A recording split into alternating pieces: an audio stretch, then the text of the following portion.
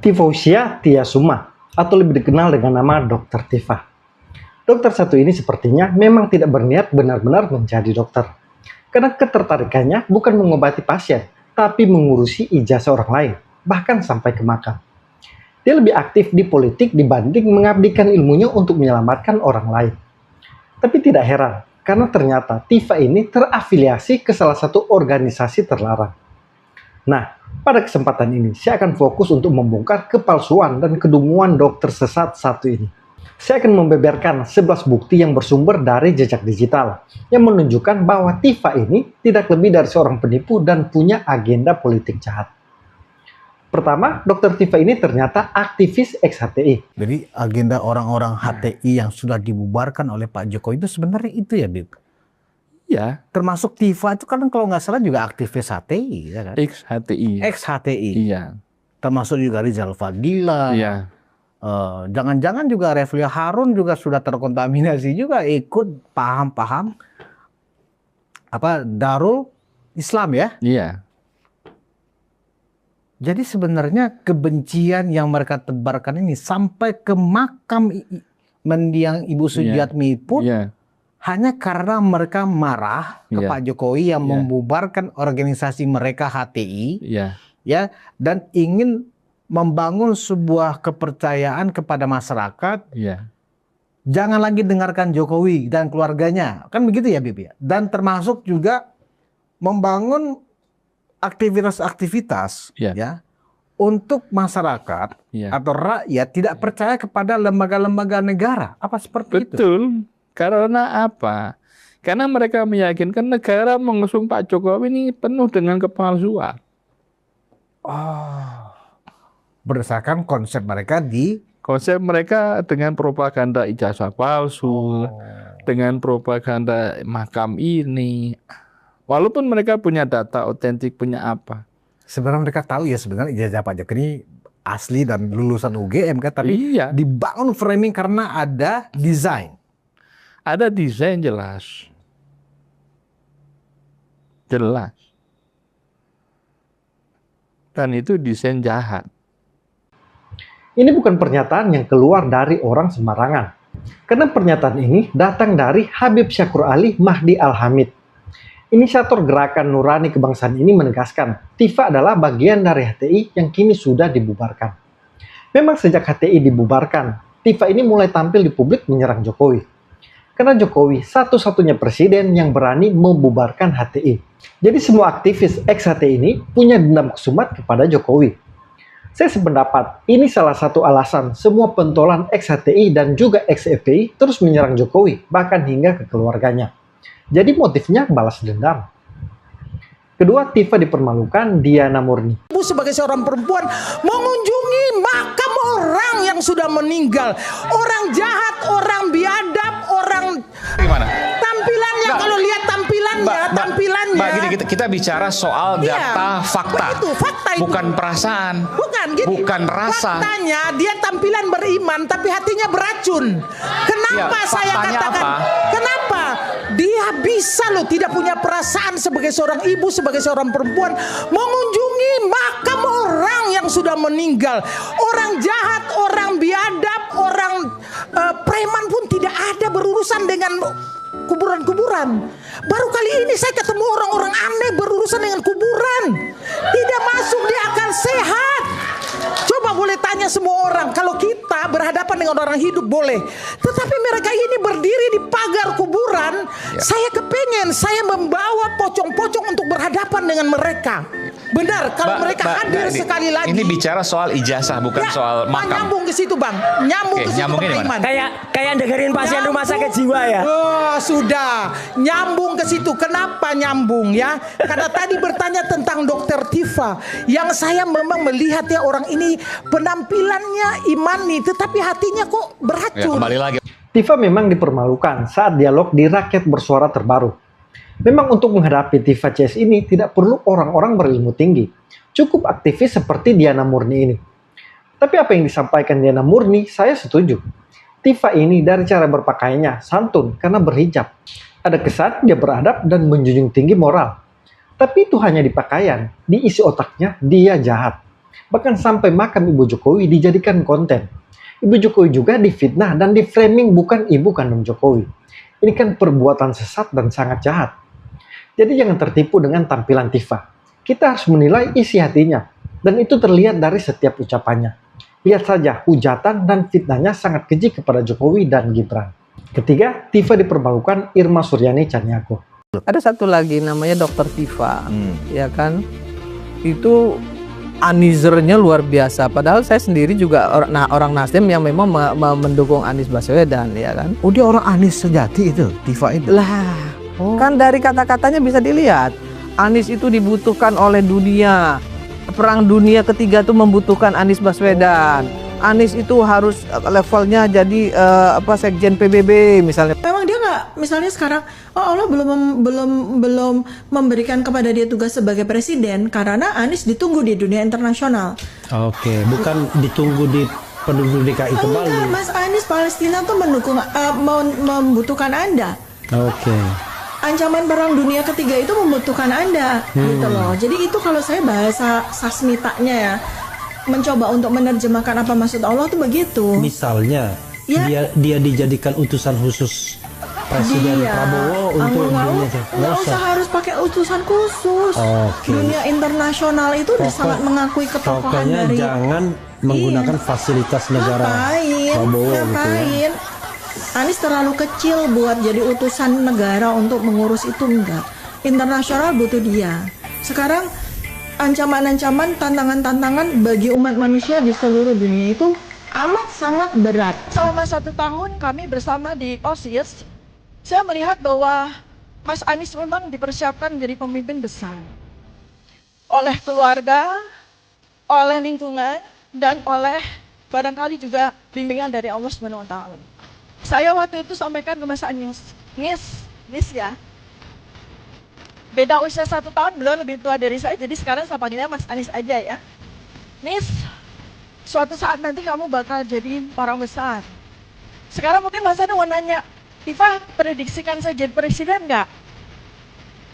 Sebenarnya presiden itu kita di tahun 2024 sudah ada di Lauhul Mahfuz. Lalu, yang lebih dari itu sebetulnya, kalau boleh, karena saya berkembang menjadi ahli prediksi ya. Mungkin Bapak Ibu semua tahu saya Dr. Tifa, silahkan lihat di Twitter saya ya.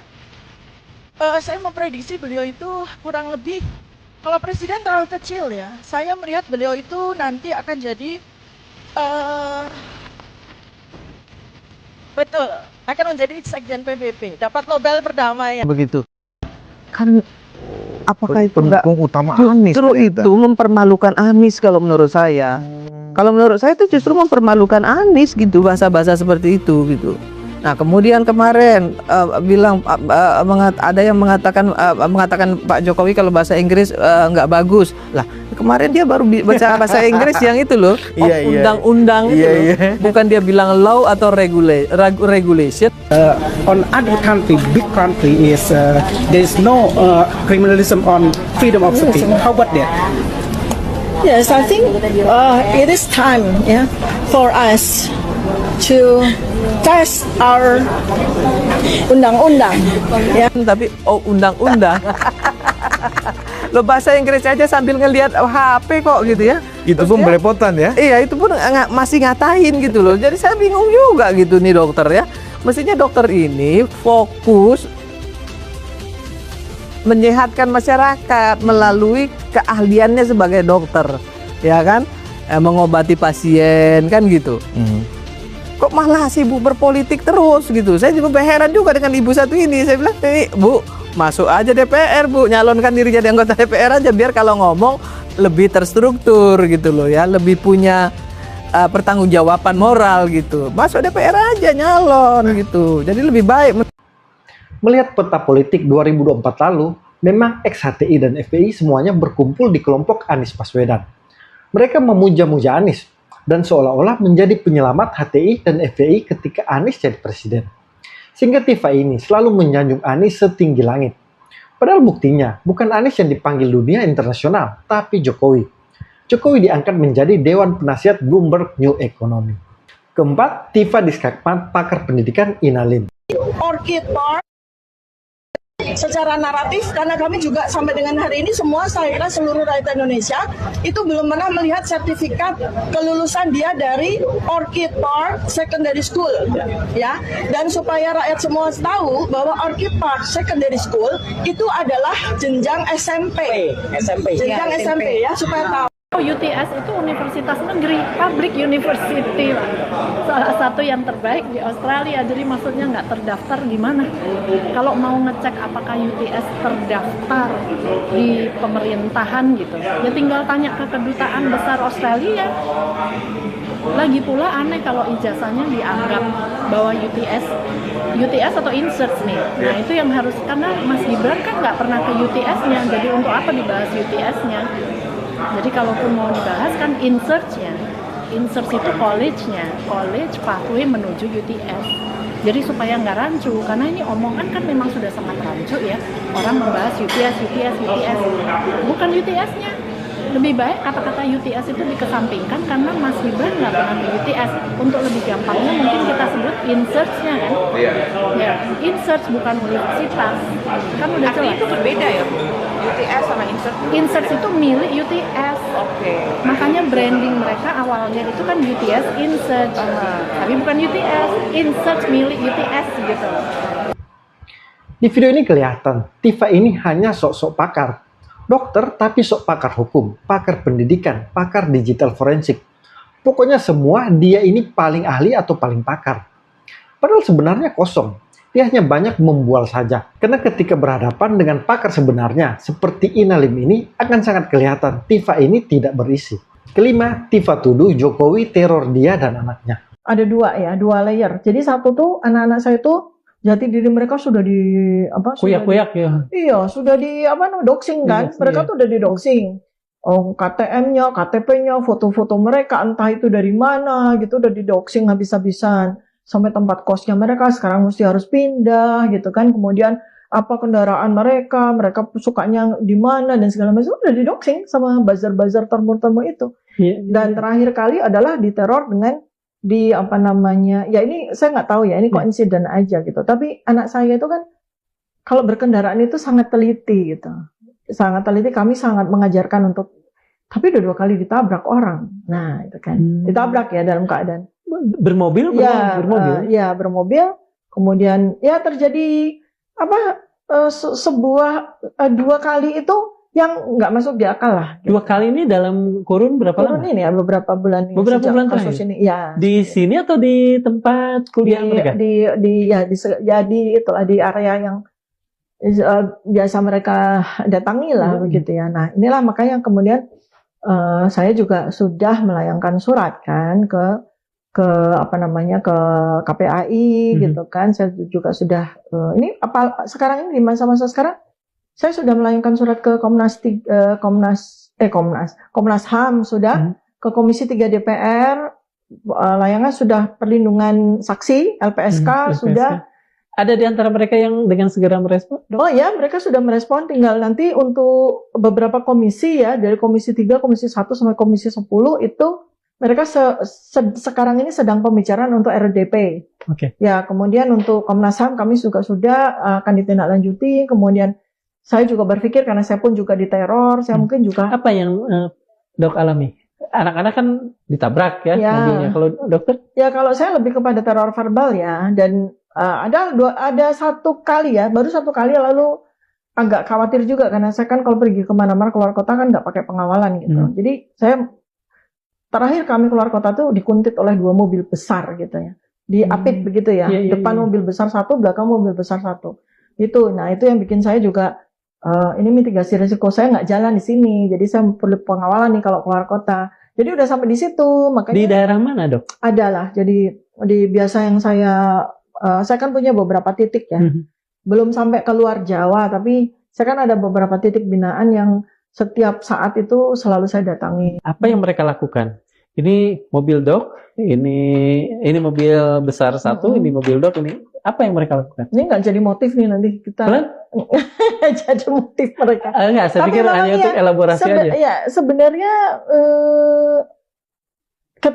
ketika sedang menjalani itu ya, itu nggak ada rasa takut gitu kan. Tapi setelah kita pikir, saya sama tim ya waktu itu kita, ternyata iya gitu, karena sangat-sangat aneh gitu. Jadi ya kita diikuti, kemudian mereka berganti-ganti begitu tuh, dua mobil tuh berganti-ganti, kemudian ketika saya coba ngilang begitu, mereka ternyata nunggu di bahu jalan gitu-gitu. Seperti itu. Jadi mungkin pada saat itu tarafnya sedang teror. Ditulis nggak ininya? Nomornya? Nah, itu kan karena kita nggak berpikir bahwa itu ada sesuatu di situ kan. Jadi cuma ini aneh juga ya, kok dia begini terus ya sama kita. Saya di sisi kanan, dia juga ngikut kanan. Saya di tengah, dia ngikut tengah. Dan mereka berganti-ganti begitu loh. Kebetulan kendaraannya yang besar itu Pajero dengan Fortuner begitu ya. Itu yang satu merah, yang satu hitam, yang satu putih. Itu gantian. Kan seperti itu. Pertama-tama kita asik karena saya seneng balap kan. Iya. Lama-lama kok aneh sih yang kita dia ganti-gantiannya seperti itu. Jadi mungkin tarafnya masih teror ya, tarafnya masih menakut-nakuti. Mudah-mudahan seperti itu. Narasi halusinasi Tifa ini, saya teringat seperti Amin Rais, yang juga menuduh Jokowi ingin membunuh anaknya karena terlibat kecelakaan. Nah, narasi Tifa ini mirip-mirip, hanya melakukan cocokologi, padahal tidak ada bukti apapun. Seandainya memang ada bukti, dia diteror atau diancam, harusnya itu dijadikan dasar untuk melapor ke polisi. Faktanya kan tidak. Jadi Tifa ini hanya membangun framing, dan ingin mendapatkan dukungan publik seolah-olah dia menjadi korban. Keenam, hanya Tifa yang boleh tunjuk-tunjuk. Jangan potong dulu. Pak ini. Iya, jangan potong dulu kan satunya. Sebentar. Anda menunjuk saya.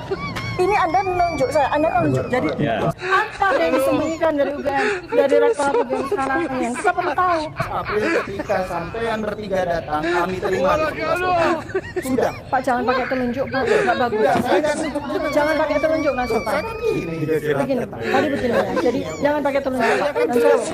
Telunjuk hanya untuk Allah, Pak. Ya, sudah. Jadi harus spesifik nggak bisa keluar. KKN-nya di mana? Saya mau ketemu pejabat yang didanai sama uang kita, sama uang pajak.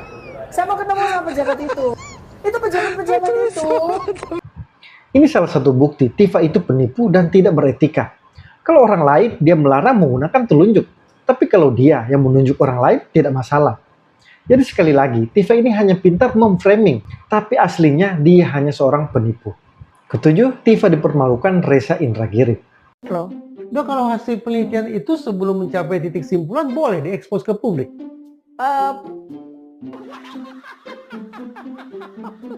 Jadi saya harus putuskan. Kalau misalnya gini, dari 45 riset itu. Dok, kalau hasil penelitian itu sebelum mencapai titik simpulan boleh diekspos ke publik?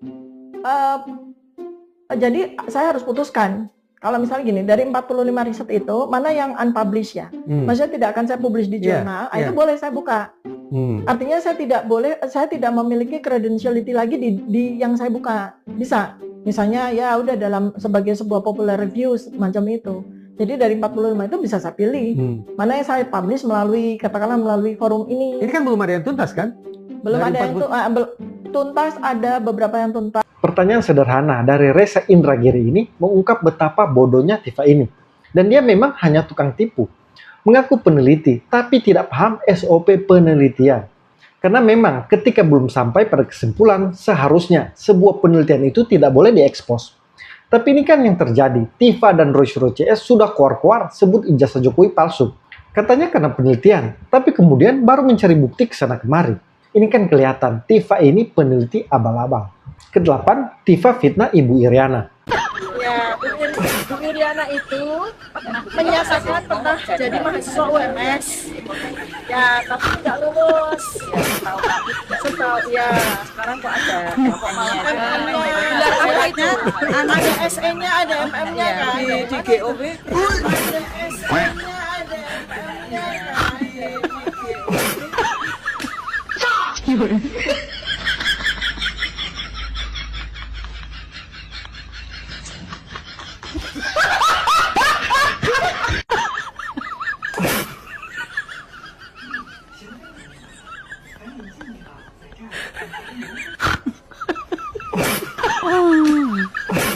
Bang Roy. Belum puas fitnah Jokowi dan Gibran, Tifa juga memfitnah Ibu Iriana soal gelar S2-nya. Di video ini jelas memperlihatkan Ibu Iriana itu wisuda S2. Ibu Iriana di UMS memang sampai semester 6. Tapi kemudian setelah menikah dengan Pak Jokowi, Ibu Iriana melanjutkan S1-nya di Setia Surakarta dan S2 di Unisri Surakarta. Kesembilan, Tifa menangis minta jangan dipenjara. Ibu ini, ibu rumah tangga ini. Perempuan ini hanya karena ingin menegakkan kebenaran mau dipenjara. Apakah Pak Jokowi ikhlas melihat saya di penjara tanpa beliau menunjukkan ijazahnya? Apakah Pak Jokowi juga pengen Bu Kurnia di penjara juga? Menunjukkan ijazahnya. Masya Allah. Boleh nggak saya bicara? Saya lihat postingan. Boleh nggak saya bertanya Ibu? Saya sejak tahun berapa Ibu selalu membahas Pak Jokowi? Udah lama saya kira. Sejak sejak beliau menjadi presiden, Bu Tifa ini selalu parah nih. Mengkritisi dan lain-lainnya tentang Pak Jokowi, dan saya lihat juga di akun X-nya kalau nggak salah ya, semua itu tentang Pak Jokowi mayoritas. Artinya apa? Di dalam kasus ini saya lihat yang memulai gong ini kan terlebih dahulu mereka yang melaporkan, kan begitu. Artinya apa? Mereka yang terlebih dahulu melakukan serangan secara hukum kepada Pak Jokowi. Setelah Pak Jokowi menggunakan hak hukumnya untuk counter attack, ya, untuk membuat laporan balik, mereka merasa dikriminalisasi gitu loh. Di video ini jelas memperlihatkan Tifa ini memang jago main drama. Karena takut dipenjara, kemudian pura-pura menangis minta belas kasihan Jokowi. Tapi setelah itu kembali melakukan fitnah, bahkan makin keji. Ke-10, Tifa ternyata ingin jadi menteri. Kalau saya diangkat jadi menteri ini repot ini. Oh iya. Apa dikira saya nggak bisa jadi menteri? Ya, kan targetnya wapres. Waduh, wapres. Ya, orang-orang ini tuh nggak tahu gitu loh. Kita tuh siapa, berhadapan dengan siapa. Iya, iya. Kita diperlakukan seperti apa ini? Oh. Di video ini kelihatan Tifa ini punya ambisi menjadi menteri. Mungkin dia pernah berpikir kalau Anies menjadi presiden, dia bisa menjadi menteri. Di sini juga kelihatan kesombongan seorang Tifa. Ke-11, Tifa fitnah Ibu Jokowi. Bahwa ya ini bukanlah ibu kandung dari Joko Widodo. Mohon kunci makam jangan dirusak. Ini juga menjadi perdebatan atau diskusi dari para netizen ya. Pak Wijiatno Notomiarjo ini lahir 30 Desember 1940. Sementara Pak Joko Widodo itu lahir 21 Juni 1961. Ya, berarti Pak Wijiatno ini seandainya dia adalah bapak dari Jokowi masih berusia 19 tahun ketika itu. Kan nggak lazim ya bapak 19 tahun. Kemudian kalau Ibu Sujiatmi ini juga lahirnya 15 Februari 1943. Jadi mudah sekali kalau seandainya ini adalah ibu kandung dari seseorang yang lahir 21 Juni 1961, kan mudah sekali berarti ketika melahirkan Joko Widodo. Jadi kelihatannya kita bisa berhipotesis ya Mas Roy ya, bahwa ya ini bukanlah ibu kandung dari Joko Widodo. Jadi ada ibu lagi. Nah, kalau kita merujuk kepada katanya beliau ini ibu sambungan. Ibu sambung. Nah, ibu sambung itu berarti kurang panjang. Jadi ada ibu sambung, ada ibu tiri, ada ibu angkat ya gitu. Nah, mohon kunci makam jangan dirusak. Yang mau ngerusak ya sopo ya kan, ya, berarti sering dirusak berarti ya kan. Tulisannya mohon kunci makam jangan dirusak. Mana sih tulisannya kok kita bisa? Ini salah satu bukti bahwa Tifa itu tidak layak disebut beradab. Karena di makam Ibu Jokowi, dia dengan entengnya mendebarkan fitnah. Dia membangun framing bahwa Ibu Jokowi yang telah almarhum itu bukan ibu kandung. Ini kan sangat keterlaluan. Dia padahal seorang perempuan, seorang ibu juga. Tapi dengan tega menebar fitnah kepada seorang ibu yang telah meninggal di depan makamnya pula. Ini sungguh tidak beradab. Jadi itulah 11 bukti jejak digital yang memperlihatkan watak asli seorang Tifa. Dia tidak layak kita sebut dokter, tidak layak disebut akademisi, apalagi peneliti. Tifa ini tidak lebih dari seorang pembenci yang sakit hati organisasi mereka menjadi terlarang dan dibubarkan Jokowi. Jadi publik harus sadar, karena yang mendukung Tifa ini hanya juga simpatisan atau pendukung ex-HTI dan FPI, bukan masyarakat yang waras. Jadi sekali lagi, kepada teman-teman, tolong sebarkan narasi-narasi seperti ini, agar makin banyak publik yang paham, yang mungkin termakan framing jahat mereka. Kita tidak boleh kendor semangat, Karena Tifa Chase ini juga tidak kendor terus menyebar fitnah dan kebencian. Semua narasi sesat mereka hanya bisa kita lawan dengan narasi juga. Jadi jangan pernah lelah kita melakukan kontra narasi. Salam kontra narasi.